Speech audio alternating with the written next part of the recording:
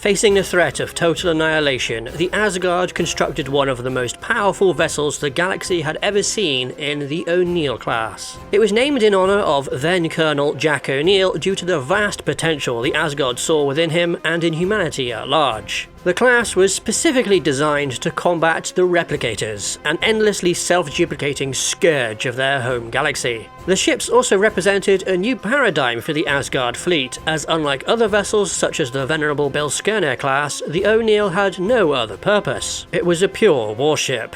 The craft had the familiar hammer-shaped silhouette as their forebear, but far sleeker. Their shining hulls were made from naquadah, trinium and carbon, which when alloyed together created the strongest material that the Asgard knew of. Surrounding this near-impervious hull was its exceptional shield system, one of the most powerful ever designed. It was so strong that it could even withstand multiple hits from the devastating beam weapons equipped on Ori vessels. This gave each ship unparalleled protection, with the possible exception of those very same Ori craft or the enormous city ships of the Lanteans. However, those required either forbidden knowledge from ascended beings or rare zero-point modules to power them, whereas the shields of the O'Neill class ran off the standard neutrino ion generators that powered Asgard ships. Other standard features included an explosion suppression system to prevent internal damage, multiple transport beams, and a holographic communicator. The ships could also be remotely controlled or at least set to follow a pre-programmed instruction set without the need for onboard crew.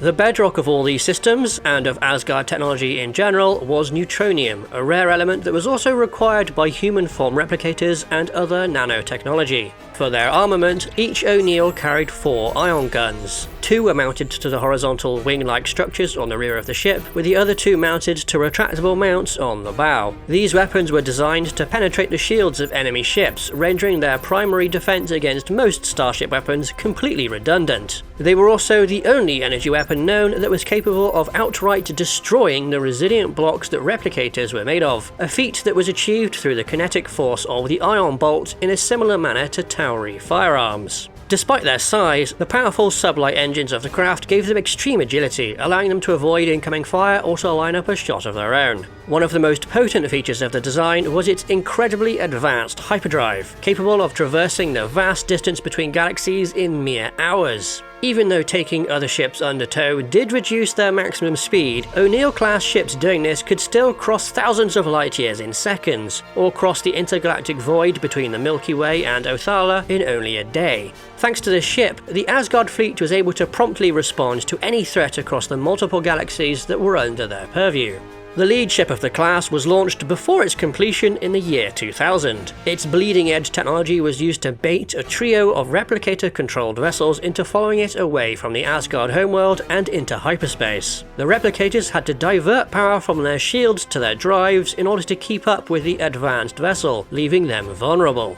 A remotely activated self-destruct was triggered aboard the O'Neill, destroying it but also wiping out replicators. While the loss of the ship was tragic, through the use of an unconventional strategy it had technically won its first battle against the replicators. Further actions against the Gorwald and replicators proved the design's total technological superiority until the Battle of P3Y229 in 2006. This was an operation to prevent the Ori from gaining a foothold in the Milky Way via Supergate. Kvasir commanded an O'Neill class that fought alongside ships of the Tauri, Free Jafar Nation, Tok'ra, and the Lucian Alliance, but the power of the Ori vessels was simply too great. The 4 Ori craft inflicted great losses on the joint fleet, but Kvasir's ship was the only one not immediately destroyed by the devastating power of the invaders, a testament to its durability.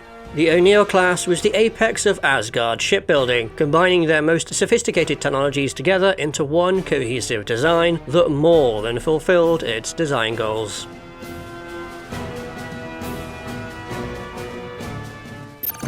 You can support Spacedock by joining our Patreon, where you can get our Spacefighter design reference book. Alternatively, you can support us directly through YouTube by giving us super thanks or by becoming a channel member. Thanks to our supporters, and thank you for watching.